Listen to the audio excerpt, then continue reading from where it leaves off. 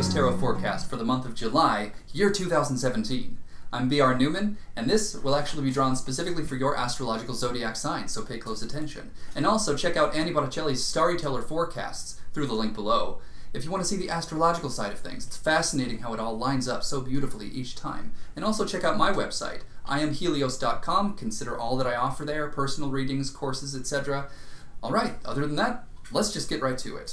Alright, Gemini, here is your 5-card tarot spread. This is sort of like a miniature or compressed Golden Dawn spread, consisting of a central theme, 2-dimensional timeline options, past section, and a fate section. Here in your central theme, you have the 5 of Wands, and this corresponds, like all 5s, with the Sphere 5 on the Tree of Life, or Gebura. This has to do with strength, judgment, boundaries, the foundation of stringency. It's not always pleasant. And in the case of fire, or Wands, the 5 manifests as conflict for the sake of itself, needless drama, strife. So there's drama in your life, and look for it. It's always there. We always have it. Well, this spread is speaking to that. So if you want to figure out what this is talking about, look for the strife and the needless drama in your life. And this is actually giving you a way out of it. So you can look at 2 choices and choose one. On the one hand, you have the Star, Major Arcana card. This has to do with the leap of faith, letting it all play out naturally, completely trusting that it's all going to just work out. On the other hand, you have the 6 of Swords, which has to do with figuring it out from the ground level up. All of the little details. Okay, it's often called the card of science. You know, the materialistic or the reductionist way of looking at things. Figuring out all of the math and all of the small components and gears that lock into each other so perfectly to create a fully functional mechanism on the larger scale. So, okay, that's quite simple. The dichotomy is very plainly laid out here. Intimate connections to new levels of faith in the universe, or intimate connections to new levels of faith in yourself and your own abilities. And I've seen a similar thing come up this month. For Aries, for example, I saw a similar thing between the 8 of Wands and the 2 of Wands, which has to do with the universe taking care of you, or you taking care of yourself. Essentially, you have the same thing going on here. Do you want to figure out exactly how much the universe is taking care of you? Would you like to have new levels of faith instilled in you? Or would you like to discover what exactly you're capable of, specifically within the realm of strategic problem solving?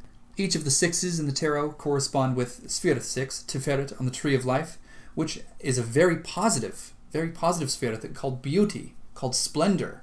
This is sometimes equated to the light of Christ or spirituality itself, or the integration of compassion and strength and mercy and understanding and wisdom and so on. On the Tree of Life, this is a point of balance between Sphere 4 and 5, which has to do with the throat chakra, in which case the heart chakra is able to adequately and optimally function and blossom. So as manifest through air, or swords in this case, this is mental clarity. This is a newfound capacity to solve problems, mind over circumstances, psychology triumphing over physiology, the mind triumphing over lesser mechanics. So, Gemini, apparently right now, due to a certain combination of this perfect alignment of circumstances, you have the capacity to access levels of genius you perhaps haven't before, or perhaps you don't usually. Maybe levels of genius that you won't be able to access for some time, who knows? But right now, this is the time to seize the opportunity, because the 5 of Wands is needless in your central theme. You don't need all of that drama, and now is the time to solve that, to settle those chaotic waters, and make something of it all. It's potential energy that's essentially just revving its engine, spinning wheels, and not going anywhere. You can use that to develop a lot of power and get yourself moving and break some inertia. So in your past, you have the 9 of Wands. This is what has inspired all of this. The 9 is associated with Sphere 9, Yesod on the Tree of Life, which is another balancing sphere. It's collecting and gathering just before the actualization process into Malkuth, the kingdom, you know, the realm of the actualization, where potentials result in realities. Well, in this case, as manifest through fire, this is inner strength and self-trust. So, you're witnessing this needless drama. You know it's needless. You're aware of it. And this is stemming directly from new levels of self-trust that you have just begun to glimpse.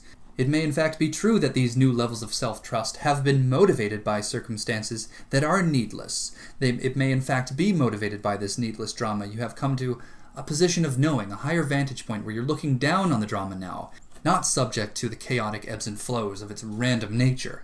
You can transcend it. You can climb out of it and fly from it like the phoenix from the fire. And so who will you be when you do that? we can see here in your fate section, the Prince of Wands is lighting the way. Now, all of these 16 court cards correspond with the 16 Myers-Briggs personality profiling system types. You may or may not already be aware of that. Well, the Prince of Wands is the ENTP, or the extroverted intuitive thinking perceiver, somebody who relishes in one exciting challenge after another. Somebody who can understand multiple perspectives and see multiple sides of any given issue so as to act as a moderator, to bring balance, to bring order from chaos, and to settle needless disputes and bring an end to unnecessary drama. Sounds perfect. That's the person that you want to be. You want to be capable of that. So in order to step into that, you have to move through one of these two-dimensional timelines. Either you just simply have faith in yourself now, know that you're going there, know that you're capable of it, and just go for it and jump straight into it through the star, or really get down and dirty and figure out why it's so chaotic and needless, what's making it all work, and solve the problem one tiny piece at a time.